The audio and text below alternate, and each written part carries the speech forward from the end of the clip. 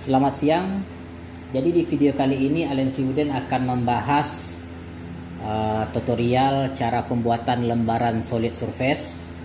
Jadi solid surface itu biasa dipakai sebagai pembuatan permukaan di kitchen set ya.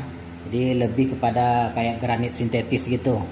Jadi bisa juga untuk pembuatan top counter. Jadi macam-macam ya sebenarnya pengaplikasian dari solid surface itu. Jadi sebagai contoh ini lembaran yang kita bikin kecil ya. Jadi nanti kita akan bikin tutorialnya di lembaran lebih sedikit gede ya. Jadi ukuran paling 43 kali 32 lah. Nah, jadi ini macam-macam ininya ya. Untuk motif pembuatan solid surface itu masalah warna itu tergantung selera gitu ya. Sebagai contoh ini bahan dasar utamanya kan warna hitam, bintiknya kita memakai warna gold. Terus ada juga yang kayak gini nih, warna dasar putih, kita memakai bintiknya itu ada warna copper dan hitam. Nah, jadi macam-macam ya. Jadi ini ada putih kombinasi hitam. Sedangkan untuk bintik-bintiknya juga kita bisa milih apakah kita pingin ukuran bintiknya itu kasar seperti ini, atau bisa juga kita memilih yang halus. Jadi halus, ini bintik-bintiknya halus, dan juga bisa kombinasi ya, jadi ada kasar ada halus. Sedangkan bahan-bahan yang kita butuhkan untuk membuat solid surface ini yaitu yang pertamanya itu resin Mary Hill FRP ya. Jadi resin Mary Hill FRP sebagai bahan untuk pembuatan solid surface. Untuk membuat motif bintik-bintik solid surface-nya kita memakai bahan solid flake ya. Jadi solid flake ini banyak juga warnanya, ada 20 warna ya, macam-macam warna. Jadi ada warna abu-abu, warna-warna violet, biru, merah, putih juga ada. Jadi macam-macam ya. Ada juga nih serbuknya, yang ini yang halus dan ini yang serbuk kasarnya.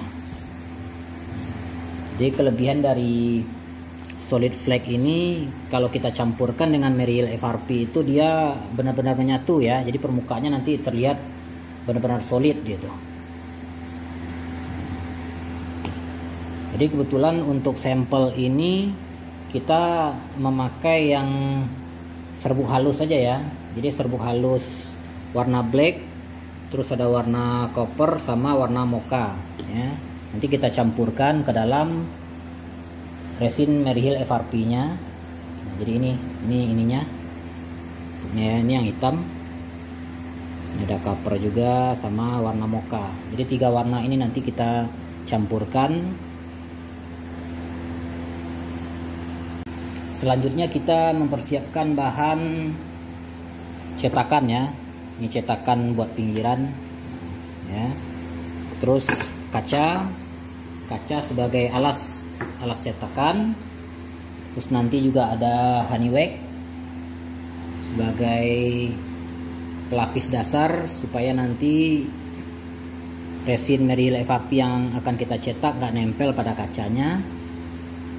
Terus pigmen putih, jadi kita akan bikin warna dasarnya putih. Terus katalis ya, katalis untuk memperkeras, untuk supaya Mary Hill FRP-nya keras nanti kita campur katalis. Jadi ini bahan-bahan yang perlu kita siapkan. Jadi sekarang kita ini ya, coba untuk ini dulu mempersiapkan melapisi kacanya dengan honey wax dulu. Pertama-tama lembaran kaca ini sebagai alas cetakan ya, kita oles menggunakan honey wax. Jadi kebetulan kaca ini udah dipakai berulang-ulang ya, jadi cukup lapisannya 2 kali lapis saja menggunakan Honeywell, kecuali itu kaca baru pertama dipakai ya. Kalau kaca pertama dipakai paling enggak 4 kali lapis lah, 4 kali lapis supaya pori-pori kaca itu benar-benar tertutup. Kita oles secara merata Honeywell-nya pada permukaan kaca. Jadi kalau mau bikin ukuran itu tergantung cetakan nanti ya. Contohnya kita mau bikin ukuran 100 cm kali 60 cm, berarti kaca yang dipakai buat cetakan lebih lebar lagi ya. Jadi bisa diatur aja sebenarnya kalau masalah ukuran yang mau dicetak, itu tergantung alas kacanya juga nanti gitu ya. Ini karena kebetulan kita cuma bikin lembaran kecil buat sampel dengan ukuran 43 cm kali 32, jadi kita memakai kaca yang seperti ini aja ya. Jadi setelah kita oles secara merata, kita biarkan dulu 5 menit supaya Honeywell-nya keras di permukaan kaca. Sedangkan untuk cetakan pinggir ya, jadi cetakan pinggirnya kita memakai multiplex yang udah kita potong dan kita bikin kotak seperti ini. Nanti kita lapisi memakai lakban ya. Jadi kita pakai lakban pinggir-pinggirnya supaya nanti resinnya nggak ngeresap ke multiplexnya ya. Jadi kita udah lapisi semua nih pakai lakban ya.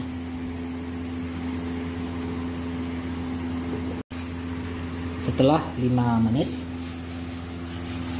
Honeywell yang kita oleskan ke kaca tadi kita lap ya.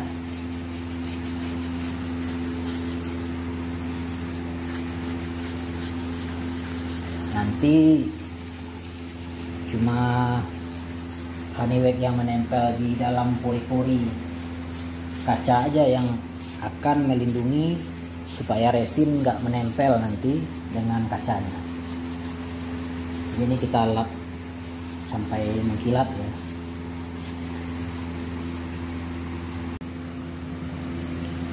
Kita lanjut lapisan kedua setelah sebelumnya tadi kita lap ya.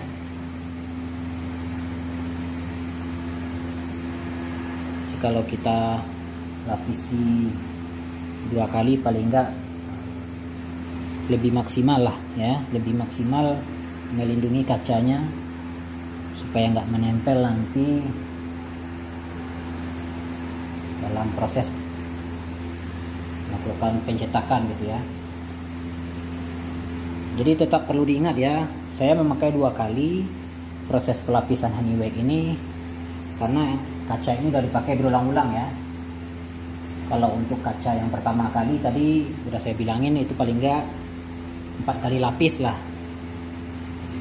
Baru nanti untuk produksi selanjutnya bisa yang seperti ini ya, 2 kali lapis cukup. Oke, kita tunggu lagi 5 menit, nanti kita lap kering lagi ya. Kita lap lagi ya. Ini tadi pelapisan Honeywell yang kedua setelah kita tunggu keras 5 menit.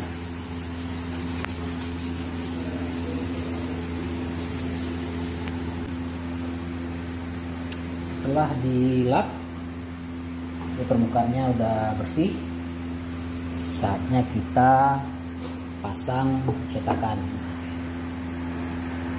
Ini cetakannya, pinggirnya kita tutup ya, kita tutup dengan plastisin supaya nanti nggak bocor.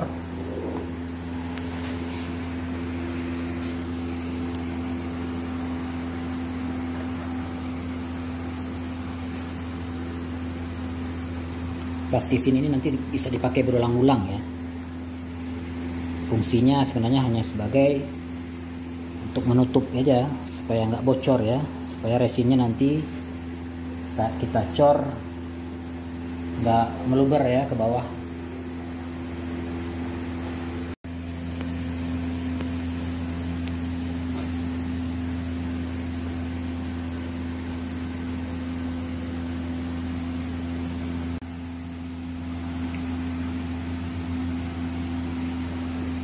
sudah rata sekelilingnya kita tutup dengan plasticisin.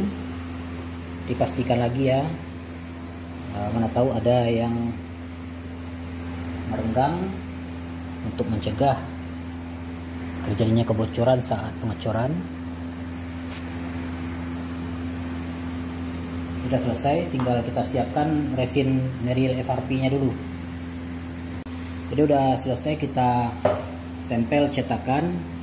Saatnya sekarang kita menghitung kebutuhan dari resinnya ya. Jadi untuk ukuran yang akan kita cetak itu 43 kali 32 cm ya.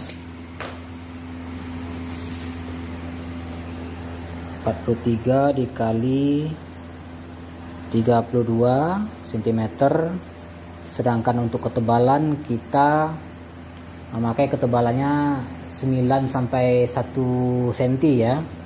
Jadi kita taruh aja lah 1 cm, 1,376 dikali 1,5 ya. Jadi 1,5 itu didapat 1 liter resin Merrill FRP itu beratnya 1,5 kilo gitu ya.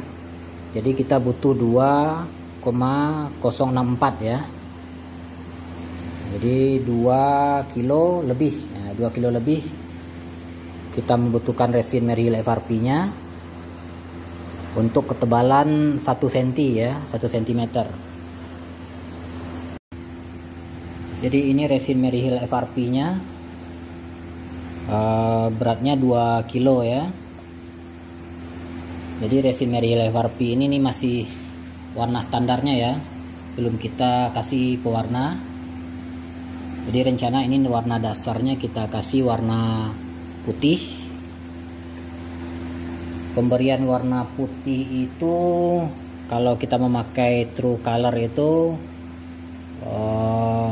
memakai warna putih 0,5% ya. Jadi 0,5% dari resinnya, berarti 2000 dikali 0,5%, berarti pigmen putihnya kita butuh 10 ini ya, 10 gram ya.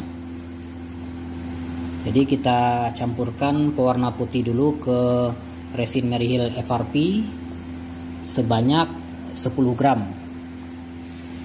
Kita tambahkan pewarna putih sebanyak 0,5%, berarti 10 gram.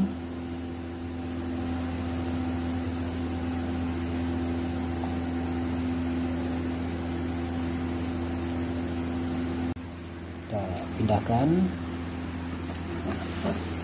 dan diaduk rata.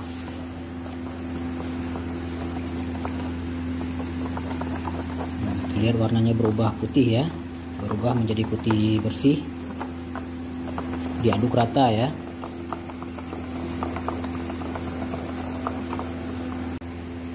Jadi untuk menghemat bahan dari solid flake dalam pembuatan bintik-bintik, pengecoran 1 cm itu enggak semua full kita kasih solid flake ya.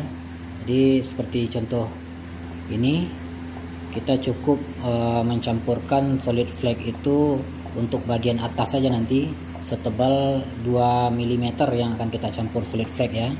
Jadi supaya bisa menghemat pemakaian dari solid flake.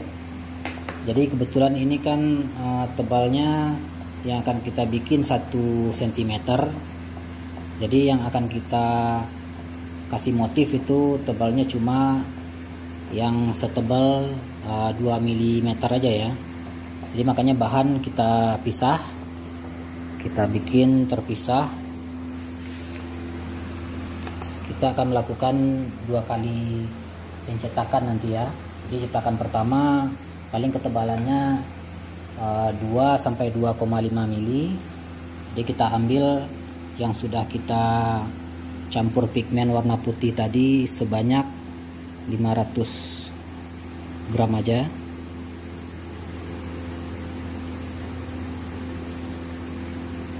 Sepertinya 500 terlalu sedikit ya. Atau kita bikin inilah ketebalan cor pertama 3 mili lah ya. Jadi kita butuh sebanyak 600 600 gram untuk coran pertamanya. Berikutnya kalau 2 mili daya sebarnya kurang ya, kita bikin ini aja 3 mili aja. Nah udah, ini 600, misalkan dulu. Selanjutnya kita masukkan katalis sebanyak 0,3%, berarti 600 gram kali 0,3%. Katalisnya 1,8 ya, katalis 1,8 gram.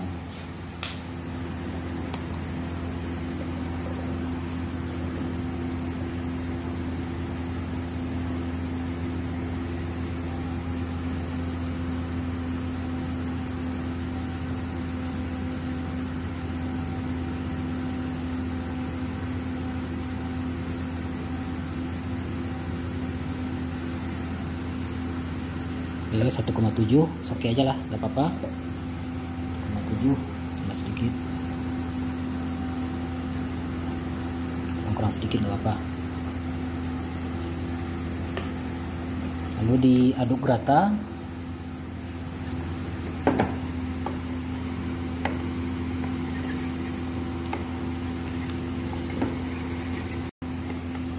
Setelah katalis tercampur rata ke dalam resin merilah api, baru kita masukkan solid flake-nya ya. Jadi ada 3 warna yang akan kita campurkan, warna black, mocha, sama copper. Untuk takarannya itu sesuai selera ya. Seandainya kita masukkan terlalu banyak, berarti rapat warnanya. Jika sedikit, tentu warnanya lebih, bintik-bintiknya lebih sedikit juga gitu. Jadi nggak ada aturannya ya, mau kita kasih berapa gitu. Jadi ini kita coba campurkan ya 3 warna ini.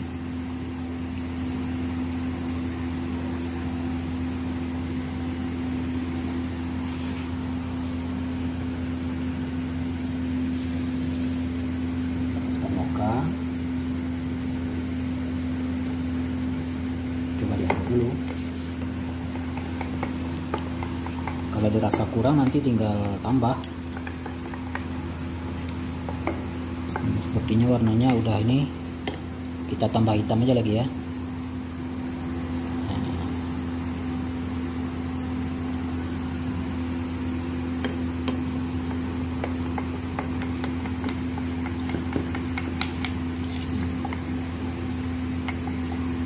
Seperti ini.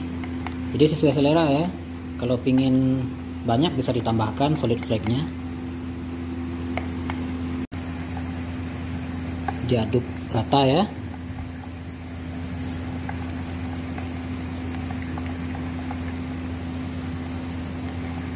Setelah diaduk rata, saatnya kita tuang ke cetakan.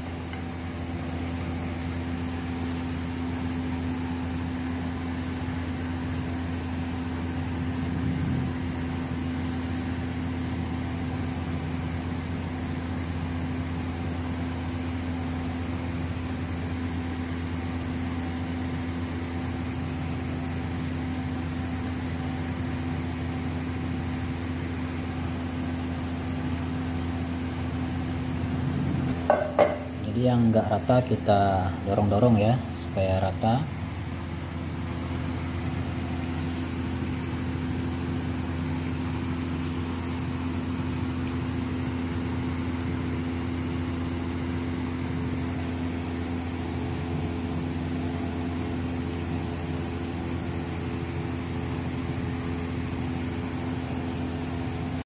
Jadi perlu diingat ya, sewaktu melakukan pengecoran ini bidang cetakan harus rata ya, supaya kita bisa mendapatkan kerataan sempurna ya dari kiri ke kanannya. Kalau nanti meja untuk cetakan tidak rata, pasti nanti ada sebagian ini tebal, yang sebagiannya tipis gitu. Jadi itu yang perlu diperhatikan ya. Kerataan cetakan juga perlu diperhatiin. Jadi ini ketebalan 2-3 mili tadi udah selesai kita cor. kita tunggu kondisinya sedikit gel, baru nanti kita lanjutkan pengecoran yang kedua dengan ketebalan 7 mili ya, supaya nanti bisa kita mencapai ketebalan 1 cm gitu. Jadi kita biar keras dulu ya, jadi agak sedikit gel gitu. Setelah kita tunggu 60 menit atau 1 jam, jadi kondisinya seperti ini ya. Masih agak bergetah-getah, ditarik kayak gini udah apa namanya, masih ini ya, masih ada getahnya. Jadi ada sebagian yang belum keras, tapi dia udah ini ya, udah mengental.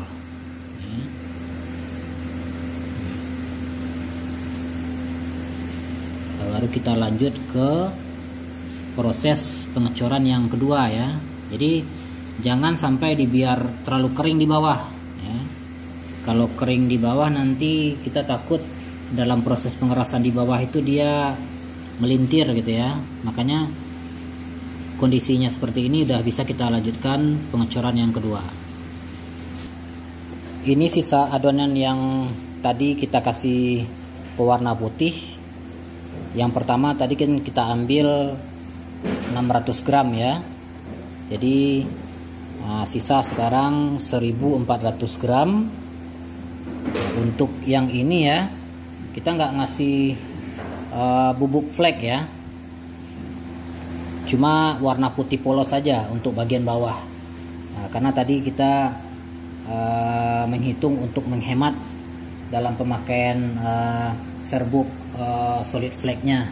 Jadi bagian bawah kita kasih polos ya, polos putih aja. Jadi yang sisanya ini kita kasih katalis ya. Kita kasih katalis sebanyak 0,3%. Jadi ini tadi beratnya 1400 dikali 0,3%, berarti katalisnya 4,2 gram ya.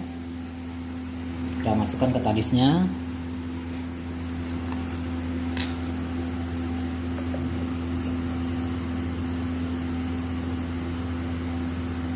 Sebanyak 4,2 gram.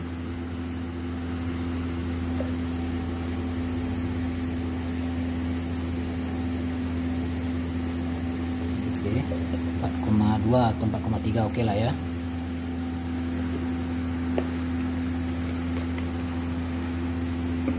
Tuang ke sini.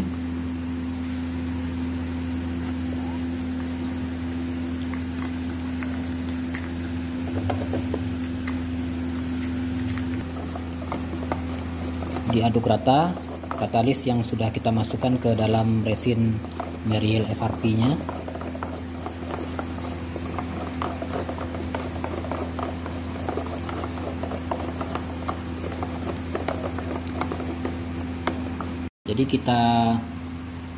Jadi kita cek kondisi terakhir ya sebelum melakukan penuangan, kondisinya seperti apa.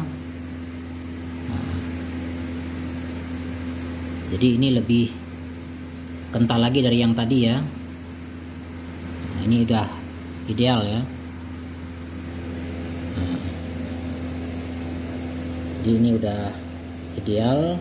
Kalau kita tekan dia udah agak keras, cuma di permukaan masih ada gel ya. Nah ini udah kondisi yang bagus untuk melakukan tahap penuangan kedua. Jadi kita tuangkan resin Merrill FRP yang udah kita kasih katalis tadi ya. Pelan-pelan aja ya. Nah, takutnya nanti membuat cekungan.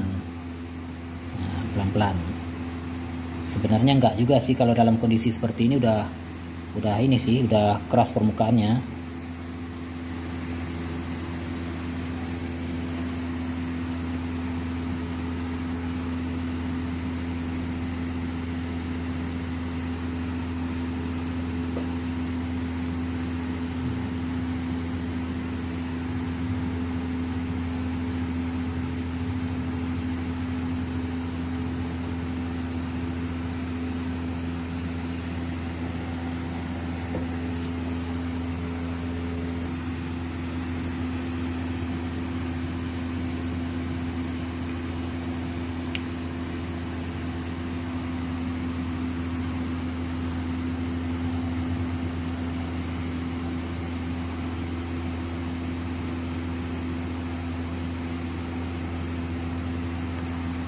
rata, tinggal menunggu proses keras. Setelah 2 jam di permukaannya sudah ini ya, sudah mulai kering tapi masih ada sedikit lengket. Kita buka cetakannya dulu ya.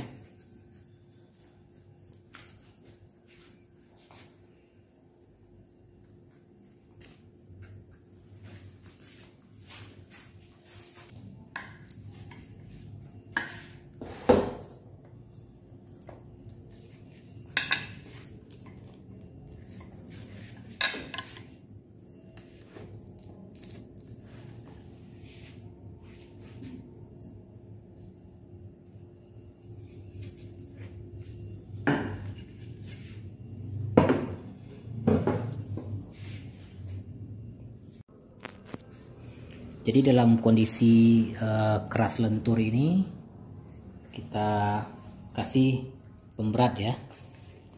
Tujuannya supaya nanti solid surface-nya nggak melintir gitu ya.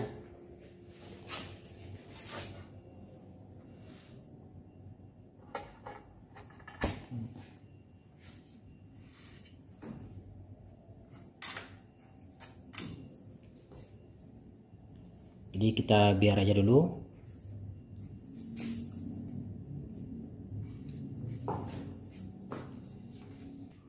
Selanjutnya kita klem.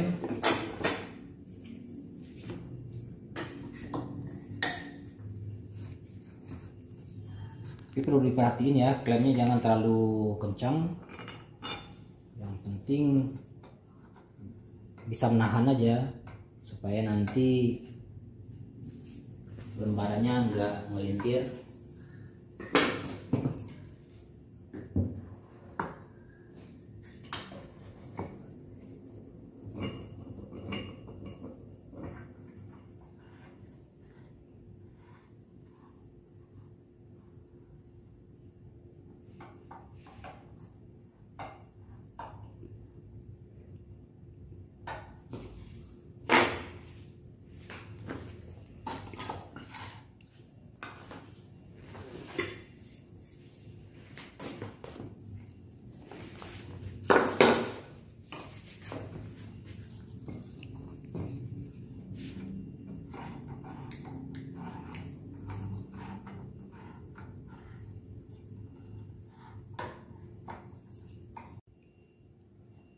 Kita atur klemnya jangan terlalu press ya.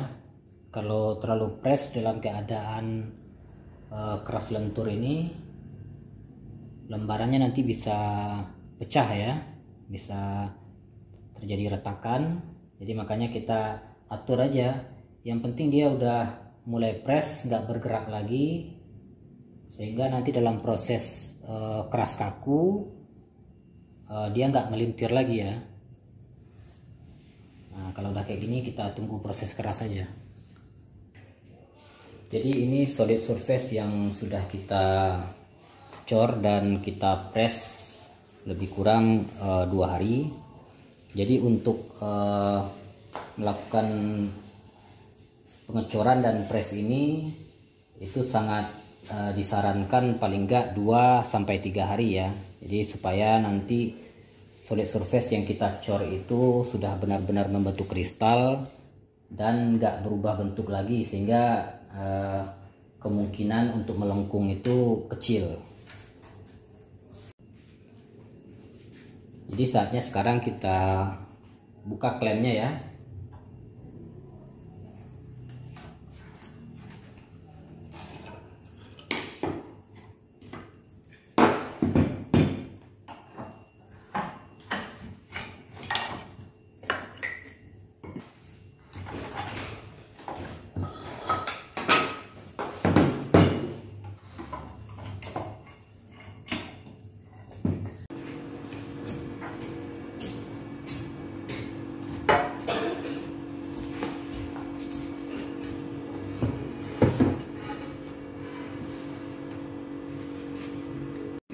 Jadi ini kita lepas ya dari cetakan kacanya pakai pahat gini ya, pakai pahat, terus kita ketoknya sedikit aja, yang penting dia keangkat gitu ya, keangkat sedikit aja udah mulai bisa kita kita congkel gitu ya.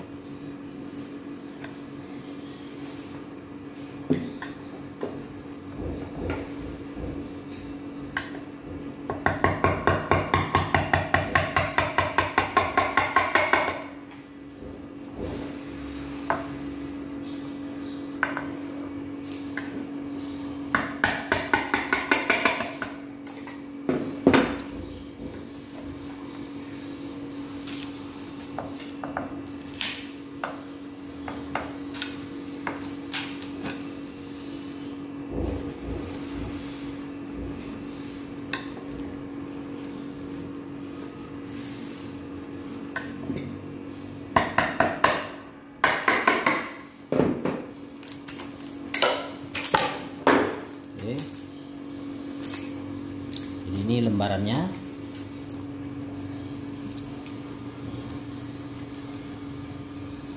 Baru selesai kita lepas dari cetakan, jadi memang kondisinya udah licin ya.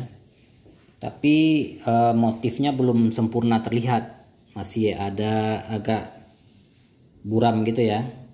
Jadi kita butuh sedikit amplas untuk menampilkan bintik-bintiknya. Jadi kita amplas dulu sedikit ya. Kita kurangi cuma sekian per berapa mili aja. Yang penting nanti motif-motifnya ini udah mulai agak jelas timbul terlihat. Untuk pengamplasan kita bisa bantu pakai air ya, supaya debunya nggak terlalu banyak.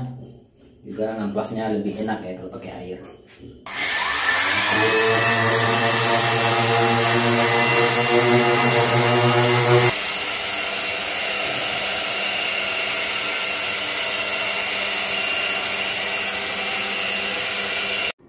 Jadi ini sudah kita poles, jadi bisa terlihat ya,